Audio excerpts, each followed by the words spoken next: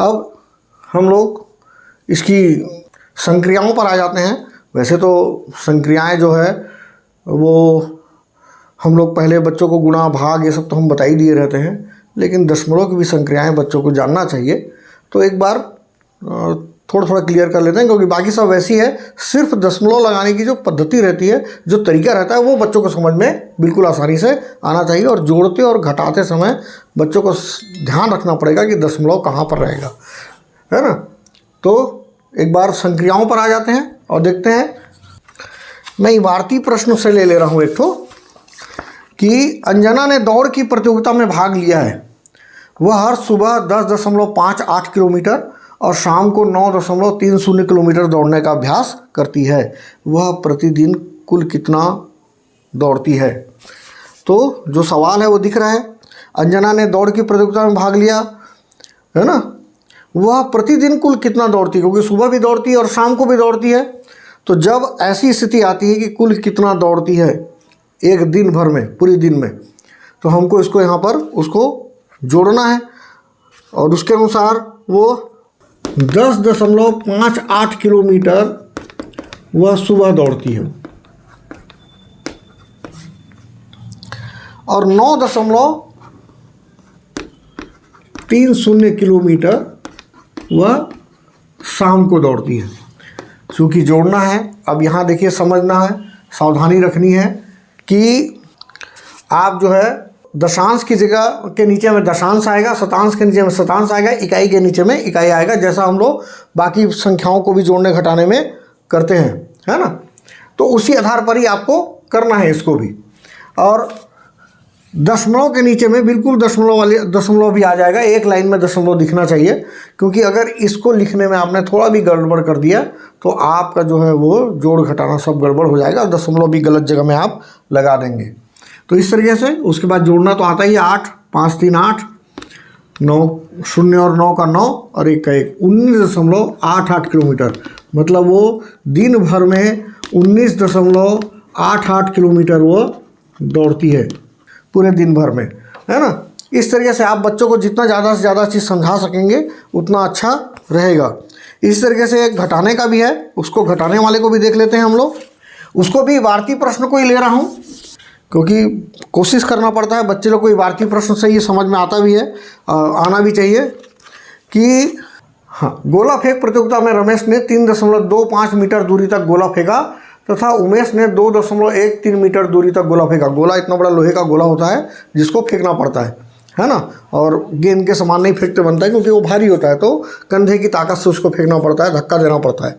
फेंकने का मतलब है धक्का देना वाला, वो जो हम क्रिकेट की गेंद फेंकते हैं वैसा वाला नहीं, है ना।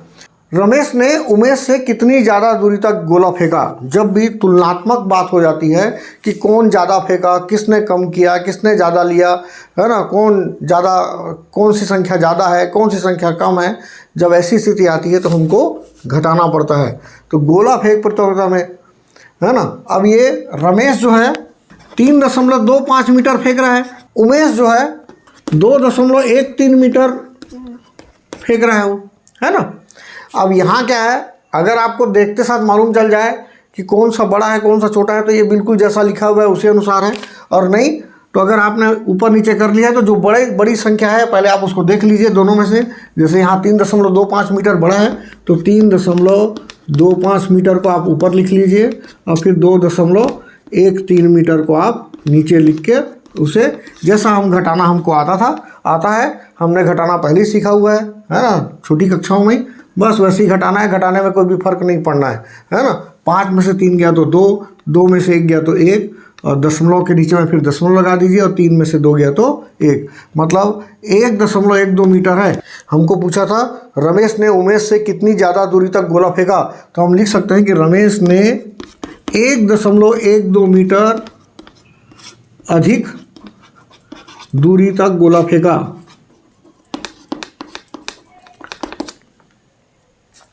ये तरीका हो सकता है ना। इस तरीके से आपको सवाल को हल करना चाहिए। ऐसे ही गुणा के सवाल हैं। गुणा के इबारती प्रश्न तो हम लोग को मालूम ही है पहले से ही कि एक पेन की कीमत 4.50 रुपये है। ऐसे 7 पेन खरीदने पर कितने रुपए खर्च करेंगे, कितने रुपए खर्च होंगे, है ना। तो एक पेन की कीमत बराबर दिया हुआ है 4.50 रुपए।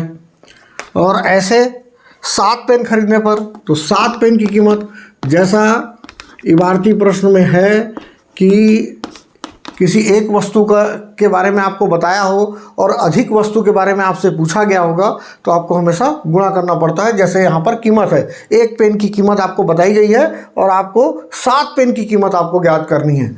तो 4.50 गुणित 7 रुपये, क्योंकि कीमत ज्ञात करनी है तो वह रुपए के रूप में आएगा, तो हम लोग यहाँ पर रुपए लिख लेते हैं, है ना। और 7 शून्य 7 पंचे 35 की 5, हाथ से मैं 3, 7 चौक 28 और 3 31। यहाँ गुणा करने का तरीका बिल्कुल वैसे ही है। अभी आपको 450 गुणित 7 को गुणा करने के लिए दिया जाता है तो आप बड़े आसानी से गुणा कर लेते। तो यहाँ भी कुछ फर्क नहीं पड़ता है, आपको दशमलव को ध्यान देने की ज़रूरत नहीं है। जब आप गुणा करते हैं पहले आप गुणा कर लीजिए बड़े आसानी के साथ में, उसके बाद इन दोनों ही संख्याओं में आप देख लीजिए कि दशमलव कितने लगे हुए हैं, है ना। जैसे यहाँ पर आपको 2 अंक के बाद दशमलव दिख रहा है, 1 और 2 अंक के बाद आपका दशमलव है, और इधर में कोई भी दशमलव के बाद में कोई संख्याएं नहीं दी है या किसी संख्या के बाद में दशमलव नहीं दिख रहा है। तो यहाँ 2 अंक के बाद दशमलव है तो आप भी 2 अंकों के बाद यहाँ पर दशमलव लगा देंगे। 31.50 रुपये, मतलब 7 पेन की कीमत जो हो जाएगी वो 31.50 रुपये हो जाएगी। आप उस जब बोलना होगा तो ऐसे ही बोलते हैं, नहीं तो ऐसे हम चालू भाषा में हम 31.5 रुपये हम बोल सकते हैं। तो ये गुणा का सवाल है। इस गुणा में कुछ प्रश्न ऐसे आते हैं जो आपको जल्दी से समझ में भी आने चाहिए।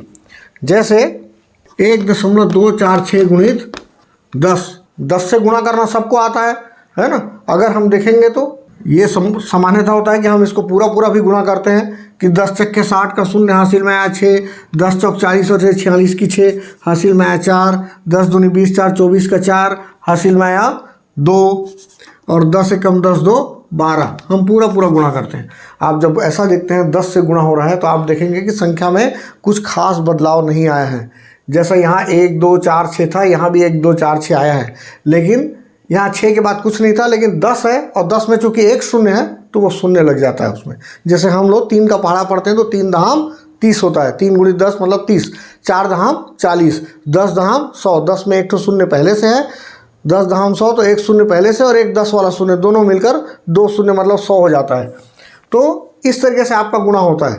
अब चूंकि यहाँ पर 3 अंक के बाद दशमलव है तो आप यहाँ पर 3 अंक के बाद दशमलव लगाएंगे, 1 2 3 अंक के बाद आप यहाँ पर उसको दशमलव लगा देंगे तो ये हो जाएगा 12.460।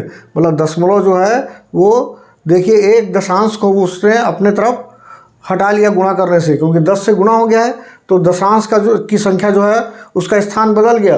पहले दशांश के स्थान पर 2 था, अब वो 2 जो है वो इकाई के स्थान पर हो गया है और दशांश के स्थान पर आपको 4 दिख रहा है और शतांश के स्थान पर आपको अब 6 दिखने लग गया है ना। और सहस्त्रांश के आधार पर आपको 0 नज़र में आने लग गया है। तो 12.460, यही यदि 1.246 गुणित 100 होता, आपको पूरा को गुणा करने की ज़रूरत नहीं पड़ती है। जो संख्या दी हुई है उसको पूरा लिख दीजिए, 1 2 4 6 ये पूरा, है ना। दशमलव लगाने की ज़रूरत नहीं है अभी फिलहाल। संख्या को लिख दीजिए, उसके बाद चूँकि 100 में 2 शून्य है, आप इसको सीधा 2 शून्य आप यहाँ पर लगा सकते हैं सीधा। जैसे 10 में आपको 1 शून्य लग गया, 100 में आपका 2 शून्य लग जाएगा, 1000 में आपको 3 शून्य लग जाता है। 1.246 गुणित 1000, तो भी आपको कुछ नहीं करना है, 1 2 4 6 लिखिए, फिर 1000 में 3 शून्य है तो आप यहाँ पर 3 शून्य लगा दीजिए।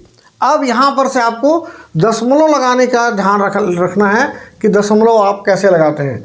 जैसे यहाँ पर 1 2 3 अंकों के बाद दशमलव है तो आप यहाँ पर 1 2 3 अंकों के बाद आप यहाँ पर दशमलव लगा दीजिए। मतलब ये हो गया 124.600, 124.6 भी बोल सकते हैं आप उसको। वैसे यहाँ पर 3 अंक के बाद यहाँ भी दशमलव है, आप फिर से 3 अंक के बाद दशमलव लगा दीजिए, 1 2 3, तो ये हो जाएगा पूरा 1 2 4 6 सिर्फ, क्योंकि दशमलव के बाद का शून्य का कोई महत्व नहीं रहता है। आप चाहें तो 1 2 4 6 लिख सकते हैं। वैसे यहाँ पर भी आप 1 2 4.6 भी लिखेंगे तो आपका उत्तर बिल्कुल सही माना जाएगा। तो इस तरीके से आपको 10, 100, 1000 वाले को गुणा करके देखना पड़ेगा। 10, 100, 1000 को आप आसानी से गुणा कर सकते हैं, पूरा गुणा करने की आपको ज़रूरत नहीं पड़ती है, क्योंकि 1 से गुणा करने से वही आता है, जितना शून्य रहता है उतना शून्य लगा दीजिए, है ना। लेकिन ये 10, 100, 1000, 10,000 इन्हीं पर शामिल तरीका है कि संख्या में उतने शून्य आप लगा दीजिए और फिर दशमलव को गिन कर लिख लीजिए। ये तरीका है गुणा करने का। बाकी और जो भी बड़ी संख्या होगी उसको इसी तरीके से गुणा करना है, गुणा करके दशमलव लगाना है, बाकी लगाने का तरीका वही है। तो ये है। इसके बाद हम लोग आ जाते हैं भाग के सवाल में। एक तो भाग का सवाल देख लेते हैं कैसे बनाना है बोल के। दिया हुआ है एक हमारे पास सवाल, भाग जैसा बनाते थे आपको वैसे ही बनाना है, बस दशमलव रहेगा तो आपको सावधानी रखनी है कि दशमलव वाली जगह पर आपको दशमलव डालना है। यदि 8 गैस सिलेंडर का भार 116.8 किलोग्राम हो तो एक गैस सिलेंडर का भार कितना होगा। अब देखिए, जैसा गुणा में था 1 का बताया था, आपको अधिक का ज्ञात करना था। भाग में हो जाता है कि आपको पहले ही अधिक का बता देता है, आपको 1 इकाई का मान आपको ज्ञात करना होता है। यहाँ भी आपको 8 गैस सिलेंडर का भार बता दे रहा है और आपको पूछता है कि वो 1 सिलेंडर का भार, आपके पास 1 गैस सिलेंडर का भार कितना होगा। तो 8 गैस सिलेंडर बोला तो 8 गैस सिलेंडर का भार है इसके अनुसार 116.8 किलोग्राम। आपको 1 गैस सिलेंडर का भार आपको बताना है। 1 गैस सिलेंडर, देखिए इबारती प्रश्न है। इबारती प्रश्न का मतलब ही होता है कि आप उसको अच्छे से लिख कर बनाएं, क्योंकि इसके लिखने पर भी आपको नंबर मिलता है। तो 1 गैस सिलेंडर का भार, तो इधर वाला हमेशा ही ऊपर आता है और ये जो ठीक उसके लाइन पर है 8, ये वाला हिस्सा जो है वो नीचे चला जाएगा। मतलब ये भागित 8, आप बटे 8 करके भी अगर काटना जानते हैं तो काट सकते हैं। तो यहाँ भागित 8, अब आपको हल करना है, भाग करना है। 116.8 को अब 8 से भाग दे दीजिए, है ना। इकाई में तो नहीं जा रहा है तो इकाई शून्य हम शून्य कर लीजिए, 1 फिर 1। मेरी आदत है कि मैं अगर बच्चों को बोलता हूँ अगर आपको 8 से भाग करना है तो आप 8 का पहाड़ा यहाँ पर ज़रूर लिख लीजिए। उसका एक फ़ायदा होता है कि उन लोग जितने बार 8 का पहाड़ा लिखते हैं या 7 का पहाड़ा लिखते हैं तो उनको आदत बनती है और उनकी पहाड़ा में गलतियों की संभावना कम होती है ना। तो ये हो गया। इसके बाद 8 है कम, 8 कर दीजिए, 11 में से 8 गया तो 3। फिर आपके पास में 6 है, आप देख सकते हैं, है ना। 8 चौक 32, 6 में से 2 गया तो 4। उसके बाद में चूंकि दशमलव के बाद वाली अंक उतरने वाला है तो आप यहाँ पर दशमलव लगा दीजिए और उसके बाद 8 कर लीजिए और 8 छक्के 48 करके इसको 0 0 कर दीजिए। इस तरीके से आपका जो है 1 सिलेंडर का भार आपका हो जा रहा है 14.6 किलोग्राम। 1 सिलेंडर का भार हो जा रहा है 14.6 किलोग्राम। तो ये था हमारा लगभग सभी प्रकार का सवाल, सभी चारों इकाइयों का भार। उम्मीद है आपको दोनों ही वीडियो पसंद आए होंगे। तो मेरे वीडियो को लाइक करिए, कमेंट करिए, है ना, और सब्सक्राइब ज़रूर करिए। धन्यवाद।